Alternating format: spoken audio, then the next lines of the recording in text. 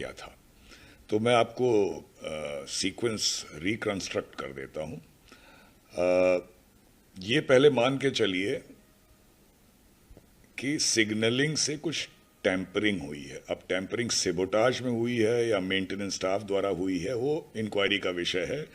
मुझे ऐसा लगता है कि मेंटेनेंस स्टाफ द्वारा हुई है, लेकिन वो इंक्वायरी में सामने आएगा। तो मैं रिकंस्ट्रक्ट करता हूं कि पहले मालगाड़ी इस स्टेशन पे आई, उसको लूप लाइन में लिया गया। उसको लूप लाइन लेने के बाद एएसएम का काम है कि जो रूट लूप लाइन को सेट है उसको मेन लाइन की तरफ सेट कर दे, जो कि खाली थी।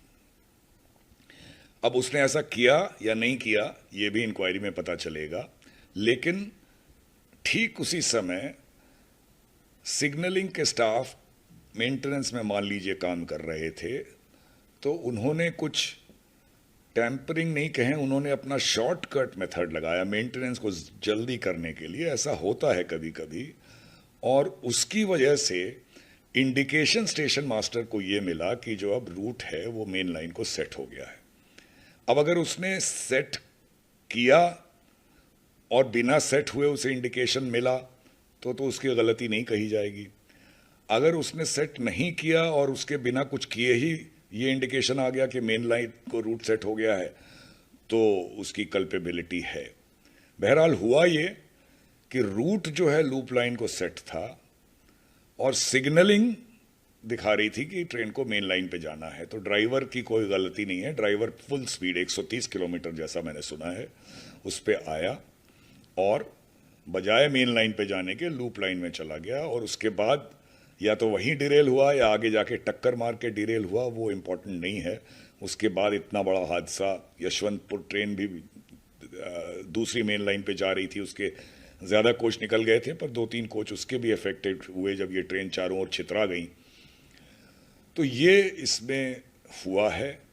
अब इंक्वायरी में ये रिवील होगा कि ये टैंपरिंग या ये जो शॉर्टकट मेथड ऑफ मेंटेनेंस जो भी कहिए, ये कैसे हुआ, क्यों हुआ, स्टेशन मास्टर के साथ कोल्यूजन में हुआ या बिना उसके कोल्यूजन में हुआ, या एक डिस्टेंट पॉसिबिलिटी है कि कोई सेबोटाज तो नहीं है इसमें, जो मुझे नहीं लगता, लेकिन पॉसिबिलिटी रूल आउट नहीं की जा सकती। एक मोटी बात ये समझिए कि ट्रेन किस रूट पे जाएगी ये ड्राइवर के हाथ में नहीं होता, ये ट्रैक उसको जहां ले जाता है वहां हो जाता है। और ये सेफ्टी बनी रहे कि एक ही लाइन पे 2 ट्रेनें एक साथ नहीं आ जाएं, चाहे स्टेशन में या मेन लाइन में।